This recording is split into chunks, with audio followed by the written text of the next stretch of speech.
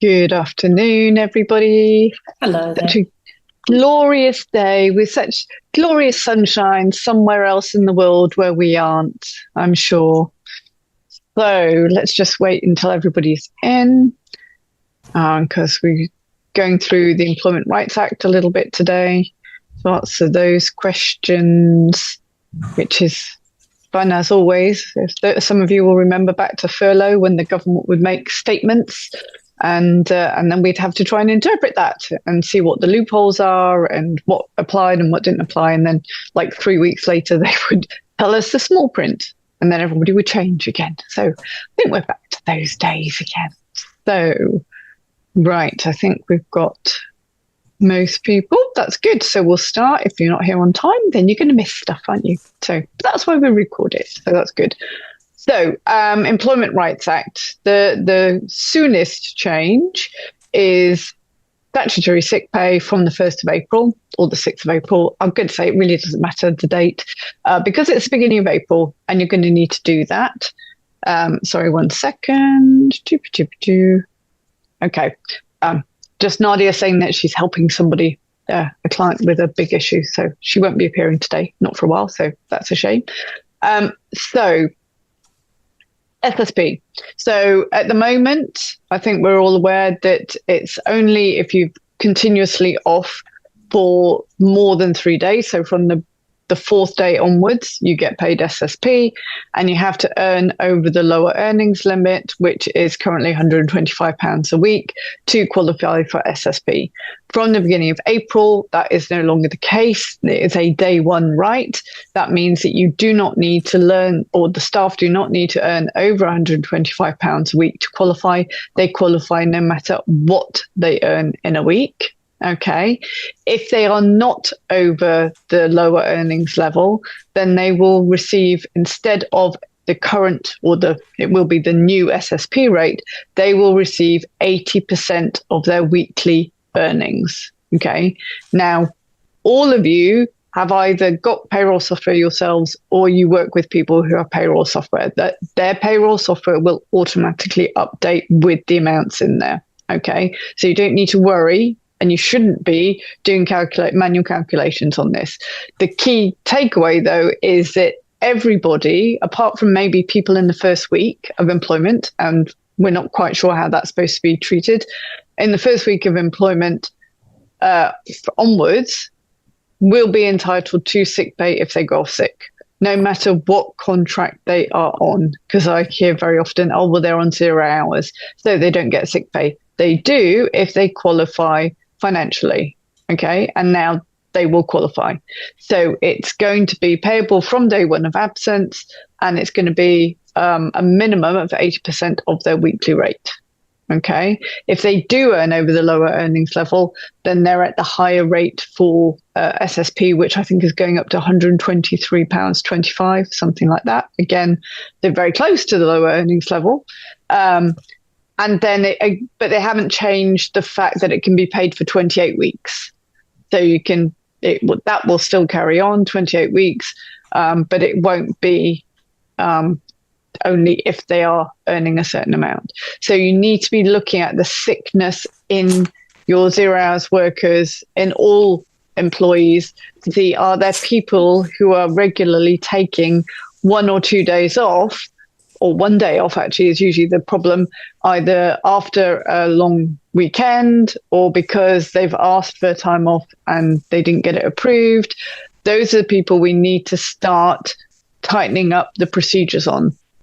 So everybody who goes off sick should have a return to work interview with their line manager going, why were you off? And why were you off? Saying it slightly nicer than that. It's not why were you off? Prove you were really ill. No. We just want to know, I'm going to say, as a caring employer, we need to know that it's nothing at work that's making them go off, because we have obviously a duty of care to provide a safe working environment. So we need to make sure there's nothing there. But also, is there something that they're suffering with that we could make reasonable adjustments for? You need, depending on what the person says, you need to ask follow-up questions. So if they just say, oh, I just had a funny tummy, then you would say that you would say, okay, tell me more about that. You don't just accept it. So tell me more about that. Well, I don't know. Well, when did it start? Did you eat anything unusual beforehand? Where do you think it came from? Those type of things. Okay. So you're asking questions about it. I'm going to say, from an employment law as a perspective, making it slightly uncomfortable for them, not unpleasant, but uncomfortable, that they have to justify why they were off. They can't get away with, well, I just didn't feel great. Okay, tell me more about that. How did you not feel great? Oh, I just don't know. I just didn't feel great. Okay, I'm going to need to know a bit more about that. Was it you had a headache? What was it?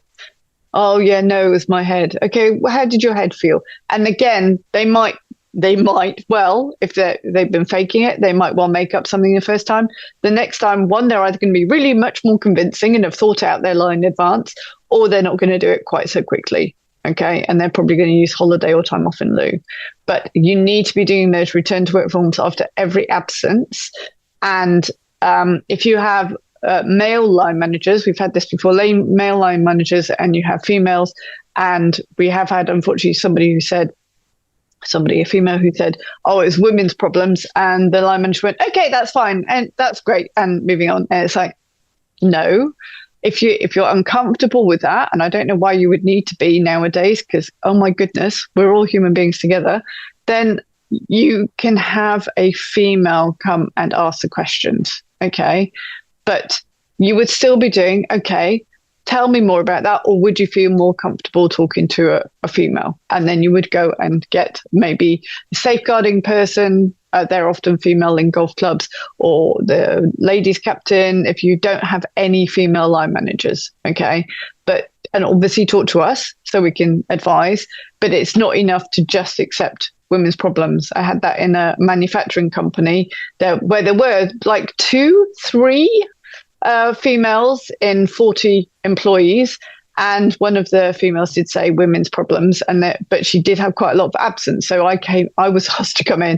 And I'm like, okay, so you're going to need to tell me more than just women's problems. And when she actually told me what it was, I'm like, okay, but what does the GP say about it? And she said, well, I haven't been to the GP. Why have you not been to the GP? Oh, I just thought it was normal. No, it's not normal. I'm not a medical expert, but that is not anything that I've experienced. You need to go to your GP and talk to them about it. And she did. And the GP gave her tablets and everything was fine. So it's not just not wanting to pry. It is actually that sometimes we can help people with this. So you do need to get more information out of them. Before I go on to unfair dismissal, are there any questions about SSP? If you want to unmute yourself. It seems relatively straightforward to me. I mean, expensive, but, straightforward. So, and it's just making sure that your payroll has been updated. Sorry, it's maybe stating we make assumptions. It's just I had a little problem with my payroll, and it's just double checking that that the right amounts are being paid out. And yes, and the other thing with sick pay is, are all your departments actually logging sickness absence? Greenkeepers are awful at doing this. Absolutely terrible, because they're like, oh, well, he worked late the other day, so we'll just do toil. It's fine. It's not a problem. Time off and leave. We'll just do that instead. And it's like, no, we need to know when people are off sick. We need to see the patterns. We need to know the reasons so that we can intervene if we need to. You can't have a greenkeeping department that has never told payroll that somebody's off sick, because they will have been off sick. They will have told their manager, I'm off sick. Obviously, that would have been noticed. They would have been paid in full. And therefore, whatever sickness policy you have has been superseded by custom and practice, that they are entitled to unlimited full pay for their sickness absence. So you need to tighten up with your greenkeeping departments, definitely, on their reporting of sickness absence. Now, I appreciate they're not 0 hours and everything. They would have been entitled to, certainly to SSP, if nothing else. But you need to have that record. And if you need to be logging people's absences, holidays, electronically, this should not be something on the wall of the greenkeeper shed. Okay. Shouldn't be in any Excel spreadsheet. It shouldn't be. This is 2026. There are so many software packages of all sizes and all costs. There is no reason this should be done manually at all. We've all got better things to do with our time. And it should be one that has an app that they can have on their phone so they can request holiday, so they can report sickness. You'd still need to do the return to work meetings, but they can report sickness. It's automatically put into their records so that you've got that. You don't have to chase a head greenkeeper who probably sometimes doesn't see the point of it because, it's not a big deal. Yes, because he's not paying them. But it's just, we do need to know what the sickness is, okay? And we need to know the reasons, and we need to be able to intervene, because otherwise there is always a possibility under health and safety legislation that you're going to get a personal injury claim and you didn't know it was coming, and that is going to make it even more expensive. You can never get out of your liability under health and safety, but you can certainly mitigate any award against you by saying, look, we've done all of these things, therefore we couldn't have done anything else. Not knowing why people are off sick, or even that they are off sick, is not going to go down well with the judge. Okay. Right. So that was SSP. The other one that has been confirmed is the unfair dismissal. So at the moment, employees are not protected from unfair dismissal. Unfair dismissal is the legal term, not the moral or ethical term, the legal term for the first 2 years of employment. So I can say at any point, Caroline, it's not working out. Here's your notice, off you go. And as long as I don't have any protected characteristics or particularly bad protected characteristics, then that is straightforward. Okay. I don't have to do a disciplinary. I don't have to do a restructure. I don't have to do a settlement agreement. Okay. That is changing from the 1st of January, 2027. And will apply to all employees employed at that point, not employees going forward. Everybody you have on your books as of the 1st of the 1st has the protection from unfair dismissal from the first 6 months of employment. Okay? So even if they were only at 9 months, or even at 6 months at Christmas 2026, from January, they would be what we would consider a permanent employee. They are your problem now to deal with, and you've got to do disciplinaries, settlement agreements, or a restructure to get rid of them. You cannot just say it's not working out, off you go. Okay. So the first 6 months, and again, the details haven't been confirmed exactly what we can get away with, if I phrase it like that, but it's certainly going to be easier than doing a full disciplinary process. But it's probably not going to be as easy as just saying, Caroline, it's not working out, off you go. You are going to need evidence that you have done your duty to train them, to retrain them, to show them what they're supposed to be doing. And if there's problems with attitude, that those have been addressed. So what we're suggesting, and this is absolutely up to you whether you do it or not, but we think it could work really well, is that you change, and we're going to do this in the contract templates for everybody. Change your notice period, your trial period, if it isn't already, down to 3 months, which contradicts everything I've been saying for 23 years. So I'm very happy about that the government's overruled me. But changing your trial period down to 3 months so that if you need to extend it, you still have a good 2 months to extend it before you get close to that 6 months. Okay. We are recommending that you do weekly review meetings in the first month, okay, where you have, and I can send you the link if you don't have it already. We use Firefly's AI, which is in this meeting now, recording it. That you can have that as an app on your phone, or certainly your line managers, supervisors can have it as an app on your phone, listening to the meeting. Officially, it's not secret. And then they have a summary of what was agreed, and they give that via email or WhatsApp message to the employee. And then they have a record of what's been agreed, what's going to happen, what training is going to happen, what the issues are, what the employee said they would do, as well as having the transcript if we need it. Okay. And if they do that every week, because I know the problem with reviews is actually the writing up and sending it through, this is the easiest way to do it. You just check that the summary was correct. Usually is. I'm going to say summaries are usually much better than transcripts with AI. And then you send that through to them. Okay. that is it done. And you've then got the proof. Look, we addressed this issue on week 1, week 2, week 4. We retrained them. They said they understood it. We've got proof that they said they understood it. They still managed to poison everybody because they didn't clear the beer lines. We're gonna part company now. Okay. And you've got that justification. This is what we should really have been doing, but ever. But now there's a reason to do it, because we don't know what the rules are going to be in that first 6 months. So we have to assume it's the worst, that it's like a sort of first stage disciplinary, that we have this information. It does mean that particularly in food and beverage, they are going to have to do more meetings, but these are 15 minutes meetings. These are not annual reviews, an hour at a time meetings. These are, right, what have they been trained on? Where are there still issues? What are they enjoying? What do they not enjoy? And also to address things like they're on their phone constantly. Tell them to get off their phone, make them put their phone in their bag. Again, these are things where people now come and say, oh, well, they're always on their phone. Well, tell them not to be. Oh, well, they won't be happy. Okay, you can't have it both ways. Either you want them happy or you want them off their phone. I don't mind which, but you can't have both. Okay, well, I want them to be happy that I've told them to put their phone away. No, if you've met teenagers, that's not going to happen. So you do need to have that. We call it stop, start, continue. What do they need to stop doing?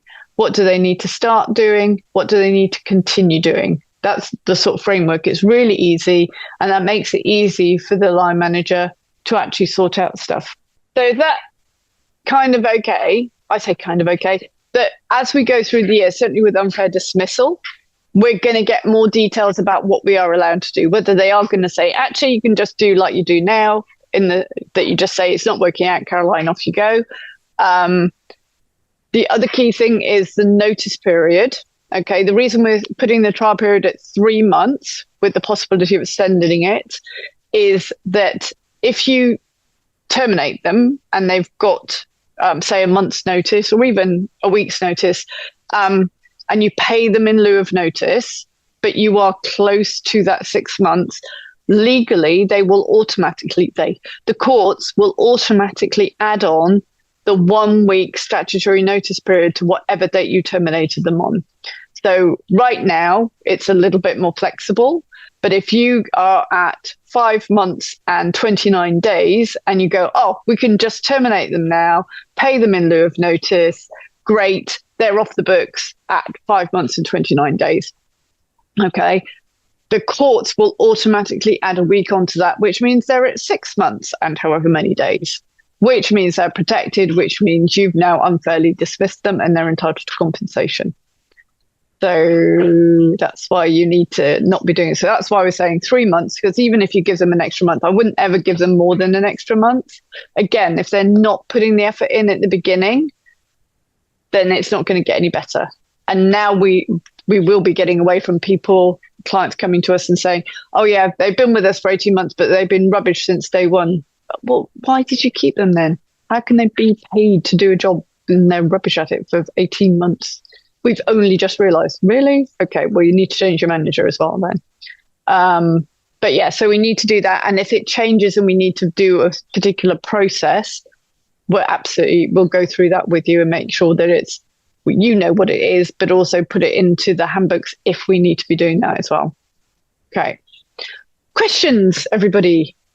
Melanie? Yeah. No, I was going to. Yeah. And you're going to say tough, but the 6 months, yeah, it does work. So we work to 4 months, 5 months, and then we give them notice at 5 months. So we're not leaving it right away to the end. And that's absolutely fine. The guys know that. So when we go to 3 months, we're going to be looking at making a judgment at 2.5 months. And my slight reservation, and we will always be guided by you, is that we know that people can put they can show you what we want to see for 3 months, and there is a noticeable change at month 4 and month 5, and it doesn't matter who it is, what level it is, you can see that step change. We're not going to see that No. until after their probation, and it's too late. So that sits slightly more uncomfortable with me. Whereas I like to be able to have month 4, and I like to be able to have month 5, because they can show us what we want to see, and they're brilliant. And then they get comfortable. It's natural. Yes. And month 4 and 5 is their true colours. And if there aren't any issues, then fine. It just doesn't give us any wriggle room by coming back on a probation to 3 months. We're seeing what they want to show us, and then they've gone through their probation, and we're stuffed. We're not. It's just a much longer process. Whereas month 4, we can make a call and go, hang on a second, this is not quite right. We can do something about it. Whereas by going the other way, we're just got no wriggle room at all. No, and absolutely, this is not binding in any way. I'm going to say, because we've worked together so much, Mel, what I would say is absolutely keep it at 5 months, not at 6 months, but at 5 months for the probation period, because I know you're on top of it, and I know that you're going to go, yeah, we're making a decision now and we're going to do it. I'm not sure that everybody else is quite so on top of it. They seem to be surprised when the 6 months comes around. And it's like, actually, in that case, it would be better to be at 3 months. You don't have to. So, Mel, I think we should maybe keep you at 5 months. Yeah, that's not a problem at all. And if that changes from the government, then obviously we'll have another conversation. Yeah, of course. Yeah. If they're dictating that that's what we need to go to, but it will just help us manage. Help my heritage department manage it. Yeah, no, absolutely. That's not a problem at all. So it's a recommendation now, particularly if people don't have particularly well-trained line managers at the moment. And I've lost the train of thought. but it's so it's doing that, making sure that the trial period is done. Sorry, it was a notice period. So the notice period is not changing. In the statutory notice periods are not changing. There's no indication they are going to change at all. So in the first month of employment, the statutory notice period is instant notice on both sides. After that, it's 1 week's notice for every completed year of service up to 12 weeks. Okay, so you can have the same notice period in your trial period as well as in year 1 or year 2. Okay, after year 2, it goes to 2 weeks and up and up.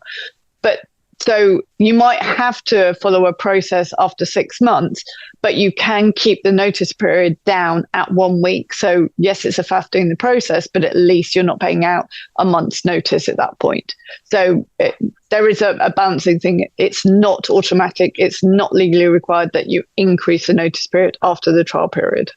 Okay, you can keep that at 1 week, say for the first year, and then see how it's going. Yeah. Any other questions? No, good. Oh, well, that's great. Excellent. Fine. Well, bye-bye, everybody. That's lovely. No. Yeah. So obviously, if there are questions, once you've absorbed everything, just get in touch with us. We will keep doing these sort of mini ones. We won't go through all the other changes because most of them are either in October or next year and don't even have a date in next year yet.